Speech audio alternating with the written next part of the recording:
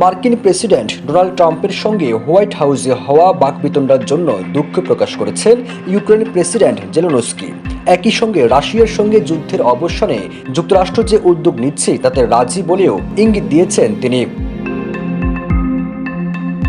Zelensky বলেন, আমি শান্তির প্রতি ইউক্রেনের অঙ্গীকার পুনর্ব্যক্ত করতে চাই। আমরা কেউই অনন্তকাল যুদ্ধ চালিয়ে যেতে চাই না। টেকসই শান্তি প্রতিষ্ঠার জন্য যতটা দ্রুত সম্ভব আলোচনার টেবিলে আসতে প্রস্তুত ইউক্রেন।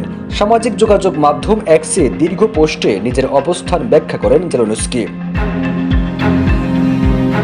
এদিকে যুক্তরাষ্ট্র ইউক্রেনের সহায়তা বন্ধের ঘোষণা দেওয়ার পর এটি ছিল জেলেনস্কির প্রথম আনুষ্ঠানিক প্রতিক্রিয়া। তবে তিনি তার পোস্টে এ বিষয়ে সরাসরি কিছুই উল্লেখ করেননি।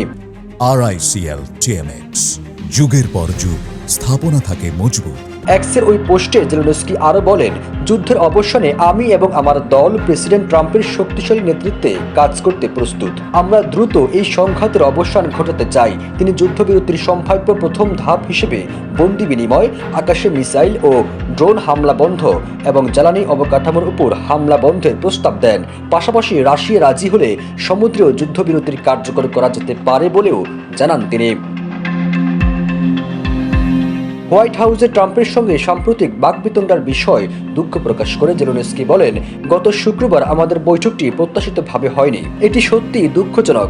এখন সময় এসেছে ভুল বোঝাবুঝির অবসান ঘটানোর এবং ভবিষ্যতে আরও গঠনমূলক সহযোগিতা নিশ্চিত করার।